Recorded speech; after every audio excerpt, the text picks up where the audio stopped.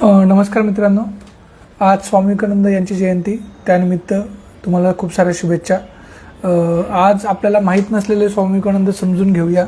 तर पहा, आता स्वामी विवेकानंद यांच्याबद्दल काय काय सांगितलं जातं की आपल्याला स्वामी विवेकानंद म्हटलं की 100 त्या युवकांची गोष्ट आठवत असेल, किंवा एक सांगितलं जातं की शिकागो धर्मपरिषद, त्यात स्वामी विवेकानंद माय ब्रदर्स अँड सिस्टर्स म्हटले वगैरे, तेवढंच आपल्याला माहिती असतं. पण अजून बऱ्याचशा बाजू आहेत स्वामी विवेकानंदांच्या ज्या आपल्याला माहिती नाही आहे. तर प्रथमतः तुम्हाला राष्ट्रीय युवा दिनाच्या शुभेच्छा. स्वामी विवेकानंद यांचा 39व्या वर्षी मृत्यू झाला आणि तो मृत्यू एवढ्या कमी वयात झाला. त्याचं कारण होतं की त्यांना पुरेशी मदत आपल्या बांधवांनी केली नाही. जे स्वतःला सनातनी हिंदू वगैरे म्हणवतात त्यांनी कोणी केली नाही, उलट ती तिकडून केली. कोणी केली तर परदेशातल्या काही लोकांनी, जे ख्रिश्चन होते त्या लोकांनी केली, पण आपल्या धर्मातल्या लोकांनी तेवढी मदत केली नाही. हे स्वामी विवेकानंदांनी स्वतः लिहून ठेवलं आहे. त्यांचे लेटर जेव्हा मी वाचले तेव्हा लक्षात आलं. आणि खूप आजार झाले होते त्यांना, डायबिटीज, शुगर, BP आणि बरेच सारे आजार. कारण ते निरंतर काम करत होते. आणि इकडचेच लोक, आपल्या इकडची, काय होतं स्वामी विवेकानंदामुळे ना खरा धर्म समोर येत होता. स्वामी विवेकानंदाचा धर्म कुठल्या धर्माचा द्वेष करणारा नव्हता. आज जसे हे धर्मांध लोक, तो धर्मांध मुस्लिम असेल, हिंदू असेल, ख्रिश्चन असेल किंवा कोणी असेल, तर ते काय करतात, नुसतं दुसऱ्या धर्माचा द्वेष करणे आणि आमचा धर्म खतरे में आहे आणि आम्ही आमच्या धर्माचे रक्षक आहोत असं सांगून ते लोकांना लुबाडतात, लोकांचं राजकारण करून मतं मिळवतात. पण स्वामी विवेकानंद तसे नव्हते. उलट त्यांनी काय लिहिलंय ते आपण वाचायला हवं. स्वामी विवेकानंद, आणि विशेष म्हणजे काय की त्यांचा देव करण्यापेक्षा त्यांचा माणूस कळायला हवा. आज तुम्हाला ठिकठिकाणी त्यांचे फोटो, मूर्त्या वगैरे दिसतील, पण त्यांचे विचार किती लोकांनी आचरणात आणले? खूप कमी लोकांनी. स्वामी विवेकानंदांना तेव्हा स्वातंत्र्य लढ्याबद्दल विचारलं होतं, तर त्यांनी काय म्हणाले होते?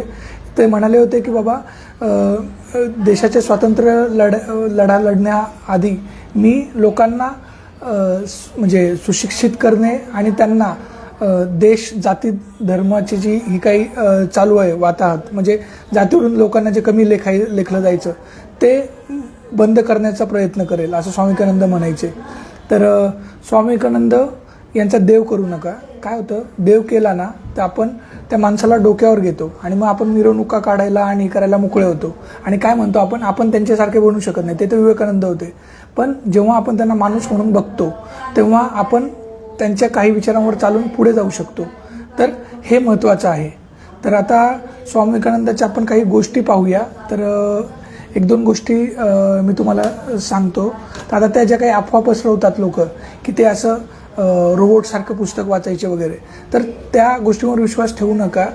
लोकांना काय होतं की एखाद्या माणसापर्यंत आपण पोहोचू शकलो नाहीत, आता जर सांगितलं तसं मी त्याचा देव करून टाकतात आणि काहीतरी चमत्कारिक गोष्टी त्याला जोडून ठेवतात. तर स्वामी विवेकानंदांनी स्वतः काय लिहिलं आहे ते मी तुम्हाला काही गोष्टी फक्त सांगतो. तर बघा, आपल्या भारतात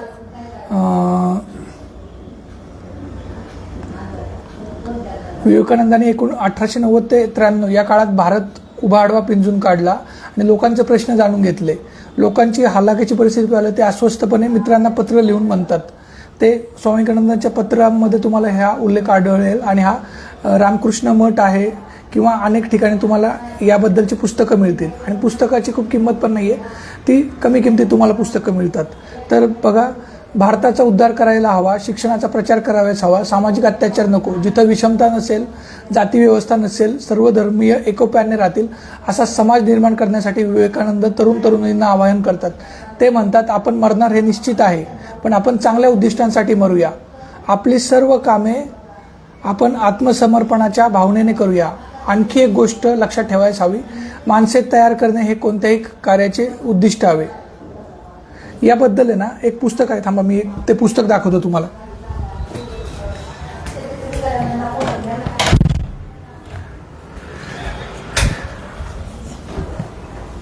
पुस्तक तर आता सापडलं नाही, पण मी तुम्हाला ते पुस्तक वाचलेलं आहे, त्याबद्दल पण सांगतो.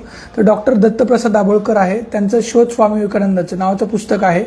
ते अप्रतिम पुस्तक आहे, नक्की वाचा. तर समाज परिवर्तन आपण जे बघतो आज जगभर, जे काही विज्ञान आणि समाज प्रबोधनामुळे प्रगती झाली. म्हणजे आधी स्त्रियांना सतीमध्ये दिलं जायचं किंवा अनेक ठिकाणी त्यांच्यावर अत्याचार व्हायचा. म्हणजे आपल्या भारत देशात तर व्हायचाच खूप प्रमाणात, पण बाहेर पण व्हायचा.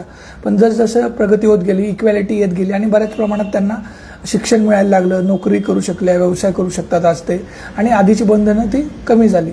तर हे हळूहळू जेव्हा माणूस प्रगल्भ होतो आणि समाज परिवर्तनासाठी काही लोक कष्ट करतात तेव्हा मिळतं, जसं की विवेकानंदांनी केलं ते, तर आणि महात्मा फुलेंनी एक केलं, तर अशी बरीचशी झाली. तर त्याच्यात स्वामी विवेकानंद यांचं बघा की ते काय म्हणतात, तर इथली गरिबी, अज्ञान, जातीव्यवस्थामुळे होणारे तंट, दुबळव्यावर होणारा अन्याय कायमचे दूर व्हावे अशी त्यांची कायमची इच्छा होती. आणि सध्या जो जाती व्यवस्थेचा, धर्मांध लोकांचा पगडा होता त्याला त्यांचा विरोध होता. तर बघा की स्वामी विवेकानंद यांच्या बाबत अजून एक गोष्ट पसरवली जाते की ते एकटेच गेले होते. तर ते एकटे नव्हते, तिथे अजून एक व्यक्ती होता, तो म्हणजे वीरचंद गांधी. वीरचंद गांधी हे जैन धर्माचे प्रतिनिधी म्हणून गेले. जैन धर्माच्या आचार्यांना बोलवलं होतं, पण आचार्य त्यांना तेव्हा चालित प्रवास करायचे, गाडी वगैरे अलाउड नव्हती त्यांना, तर त्याऐवजी मग वीरचंदजी गांधी केले. आणि कोइन्सिडन्स बघा, हे वीरचंदजी गांधी हे सुद्धा कमी वयात गेले, म्हणजे 37 ते 39च्या दरम्यान त्यांचा सुद्धा मृत्यू झाला, म्हणजे वयाच्या 34 किंवा 39 वर्षी. तर स्वामी विवेकानंदांचं जेव्हा तिथे भाषण झालं तर त्या भाषणावर तिथालच्या काही लोकांनी, म्हणजे आता प्रत्येक धर्मगुरू किंवा धर्माचा प्रतिपादन करणारा येतो, तो स्वतःच्या धर्माबद्दल चांगलं सांगतो आणि इतरांबद्दल पण चांगलं सांगतो, पण कधी कधी ते इतर धर्मातल्या काही चुकीच्या गोष्टींवर किंवा कशावर टीका पण करतात. तर तसंच झालं की स्वामी विवेकानंद गेल्यावर प्रचंड टाळ्या गडगडाट झाला, पण नंतर काही जे धर्माचं प्रतिनिधित्व करणारे आले विविध लोक, त्यांनी भारतातल्या काही चुकीच्या गोष्टी हिंदू धर्मातल्या आणि इतर त्याच्यावर टीकासुद्धा केली.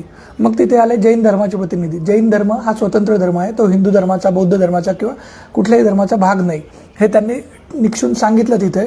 आणि शिवाय त्यांनी तिथे हे पण सांगितलं की त्यांनी स्वामी विवेकानंदांच्या बऱ्याच गोष्टींचं समर्थन केलं आणि ते सांगितलं की हे जे टीका करणारे लोक आहेत त्यांनी आमच्या भारताचं जे एकत्र सर्व धर्म एकत्र आणतात ती गोष्ट समजून घ्यावी. तर त्या वीरचंदजी गांधीने एक खूप सुंदर गोष्ट सांगितली, ती मी तुम्हाला सांगतो. हे वीरचंद गांधी म्हणजे आता जसे स्वामी विवेकानंद आपल्या भारतात सर्वांना माहीत आहेत, तर वीरचंद गांधी तुम्ही बघा, आता तुम्ही पण पहिल्यांदाच नाव ऐकलं असेल, तर त्यांचंही भाषण तिथे गाजलं होतं आणि 500पेक्षा जास्त भाषणं तिथं झाली होती शिकागो आणि त्या परदेशामध्ये त्यांची. आणि त्या वीरचंद गांधींना त्यांच्यावर नाटकसुद्धा आहे, गांधी बिफोर गांधी, हे वीरचंद गांधी. पण हे म्हणजे आपला भारतीय इतर समाज सोडा, जैन समाजाचं जे प्रतिनिधित्व करायला गेले होते त्यातल्या 98% जैनांना सुद्धा माहीत नाही आहेत. जसे विवेकानंद तरी सगळीपर्यंत पोहोचले, त्यांचे विचार भले आपण आचरणात आणू नाही शकलो किंवा आपण ते वाचलंच नसल्यामुळे तेवढे आचरणात आणले गेले नाही, आता वाचूया आपण ते, पण वीरचंद गांधींचं तर ते सुद्धा झालं नाही. आणि पण त्या माणसाला परदेशात खूप पूजलं गेलं. वीरचंद गांधींना 500पेक्षा जास्त भाषणं परदेशात केली गेली त्यांची, आणि त्याच्यातून अनेक लोकांनी जैन धर्मसुद्धा स्वीकारला तिथे. आणि स्वामी विवेकानंदांच्या भाषणातून सुद्धा प्रभावित होऊन काही लोकांनी हिंदू धर्म स्वीकारला. तर पण स्वामी विवेकानंद कुठल्या धर्माच्या विरुद्ध नव्हते, हे लक्षात घ्या. स्वामी विवेकानंदांचं त्यानंतर जे वीरचंद गांधी बोलले त्यांची एक स्टोरी सांगतो मी तुम्हाला. तर त्यांनी जेव्हा तिथे भाषण केलं त्याच्यात ते काय म्हणतात की आमच्या विवेकानंदांचं समर्थन केलं आणि विवेकानंदावर ज्यांनी टीका केली ना त्यांच्या टीका त्यांनी खोडून काढल्या वीरचंद गांधींनी. आणि त्याच्यात ते म्हणतात की भारत हा सगळ्यांना सामावून घेणारा देश आहे. आणि याच्यामधले त्यांनी अकबराचं उदाहरण दिलं. तर अकबर हा महान राजा झाला ते म्हणाले.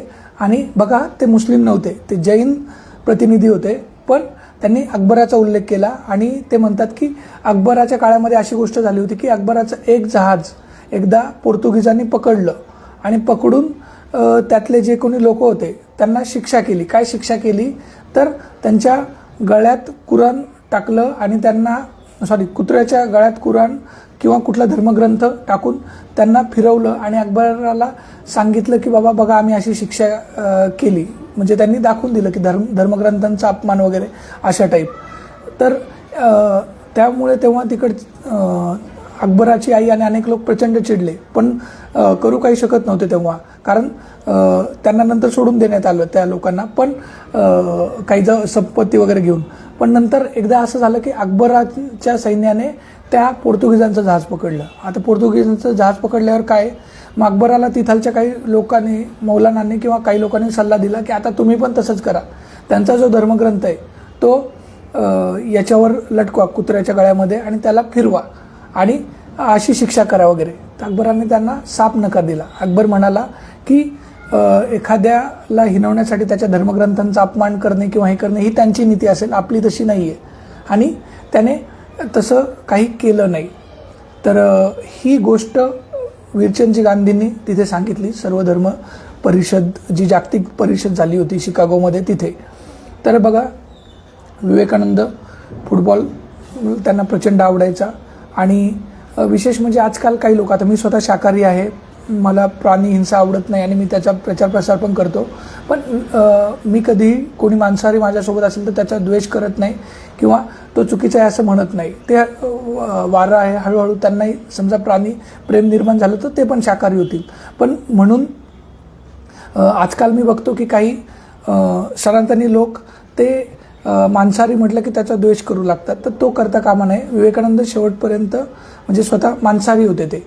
आणि आज कदाचित ते असते तर ते मे बी शाकाहारी असले असते, मांसाहारी. पण त्यांनी लिहून ठेवलेलं आहे की पुढे जे जग आहे ते वेगन लोकांचं असणार आहे. कोणाचं असणार आहे? वेगन लोकांचं. तर अजून एक दोन गोष्टी तुम्हाला सांगतो विवेकानंदबद्दलच्या आणि मग आपण थांबूया.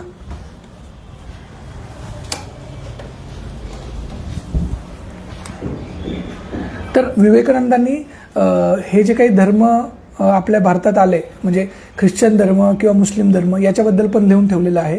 तर ते म्हणतात की काही लोक म्हणतात की आपल्या इथं जे धर्म परिवर्तन झालं ते तलवारीच्या जोरावर झालं. एका हातात कुराण, एका हातात तलवार, आणि तसं त्यांनी धर्म परिवर्तन केलं. तर ते म्हणतात की हे खोटं आहे, असं काही झालेलं नाही आहे. तर त्यांचं मी वाक्यच वाचून दाखवतो तुम्हाला.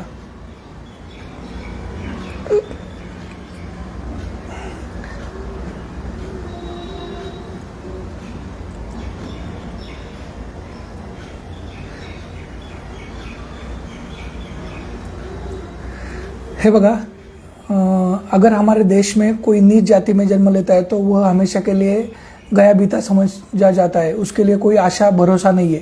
पत्रावली भाग 2 पृष्ठ 313 याच्यावरती आहे.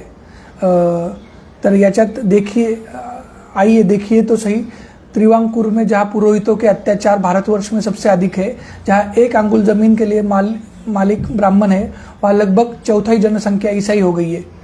पत्रावली भाग 1 पृष्ठ 385. यह देखो ना, हिंदुओं की सहानुभूति न पाकर मद्रास प्रांत में हजारों पेरिया ईसाई बने जा रहे हैं, पर ऐसा न समझना कि वे केवल पेट के लिए ईसाई बनते हैं. असल में हमारी सहानुभूति न पाने के कारण वे ईसाई बनते हैं. पत्रावली भाग 6 पृष्ठ 215, नया भारत पढो पृष्ठ 18. याच्यावर तुम्हाला 2 पुस्तकामध्ये हे तुम्हाला आढळेल. मी हा लेख मागे लिहिलाच आहे. तुम्ही आता माझ्या वॉलवर जाऊन बघितलं तर हा लेख पण सापडेल तुम्हाला. पण लोक आजकाल लेख वाचण्याऐवजी व्हिडिओ प्रेफर करतात, म्हणून मी हा व्हिडिओ बनवतोय त्यासाठी.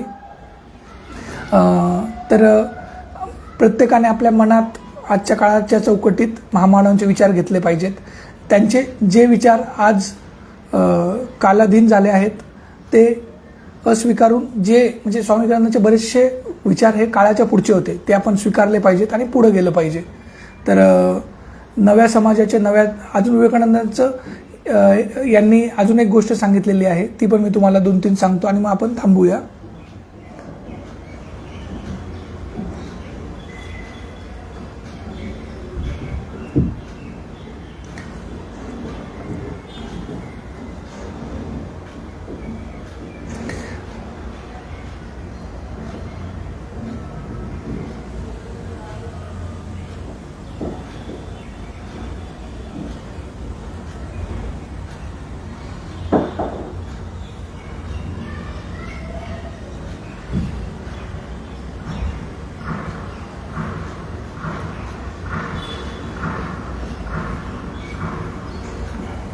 हे बघा, भारत के गरीबों में इतने मुसलमान क्यों है? यह सब मिथ्या बकवाद है कि तलवार की धार पर उन्होंने धर्म बदला. जमींदारों और पुरोहितों से अपना पिंड छुड़ाने के लिए ही उन्होंने ऐसा किया. और फलतः आप देखेंगे कि बंगाल में जहाँ जमींदार अधिक है वहाँ हिंदुओं से अधिक मुसलमान किसान है. हे पण तुम्हाला नया भारतीय घडो या पुस्तकात पान नंबर 18 आणि पान नंबर 330 मध्ये सापडेल. तर अशा बऱ्याच गोष्टी आहेत. मला काही दिवसांपूर्वी विवेकानंद केंद्र कन्याकुमारी अंबरनाथ शाखा यांनी व्याख्यान द्यायला बोलवलं होतं. त्याला 4 वर्ष झाले. 16 जानेवारी 2022ला त्यांनी बोलवलं होतं राष्ट्रीय युवा दिन निमित्त. आणि तर तेव्हा यातले बरेचसे विचार मांडले होते. त्यासाठी मी दीपाली कत्रे मॅमचे आभार मानतो की त्यांनी त्यासाठी बोलवलं होतं. तर आपण आज विवेकानंदांची जयंती आहे, तर त्यांचं एक वाक्य सांगून थांबतो. Take risk in your life, if you win you can lead, if you lose you can guide. तर आपल्या आयुष्यात रिस्क घ्या. जर तुम्ही जिंकलात तर तुम्ही लोकांना नेतृत्व करू शकता, आणि जर तुम्ही हारलात तर तुम्ही मार्गदर्शन करू शकता की बाबा कुठे चुकलो आणि कसं पुढे जाता येईल. तर हे महत्त्वाचं आहे. आता आपण परत भेटूया नवीन कुठल्या विचारांच्या निमित्ताने. धन्यवाद. मतदान करताना एक गोष्ट लक्षात ठेवा, जे तुम्हाला पैसे वाटतात ते किंवा काही देऊन तुम्हाला प्रलोभन देऊन मतदान घेतात ते, म्हणजे पार्ट्या करणे किंवा घरी सामान आणून देणे, तर ते तुम्हाला लुटणारे आहेत. तुमचा कर लुटून तुम्हाला हे करतात. हे बघा, लाल बहादूर शास्त्री, पंडित नेहरू किंवा इंदिरा गांधी किंवा आत्तापर्यंत जे कोणी चांगले नेते झाले त्यातले कोणीही पैसे वाटले नाहीत. त्यांनी जे IIT, IIM आणि वेगवेगळे कॉलेजेस बांधली, हॉस्पिटल बांधली, LIC सारख्या संस्था बांधल्या आणि अनेक गोष्टी केल्या ज्यामुळे आपलं आज भलं होतं आहे. तर तसं हे करत नाही आहेत. हे काय करतात, ते स्वतःचं घर भरतात ते, त्याच्यामुळं हे करतात ते. तर अशा लोकांना मतदान देऊ नका. पैसे देतात ते तर पैसे घ्या ते, पण मतदान करू नका त्यांना. आवडला तर व्हिडिओ शेअर करा, लाईक करा. धन्यवाद. कसं वाटलं तेही कमेंटमध्ये मेन्शन करा.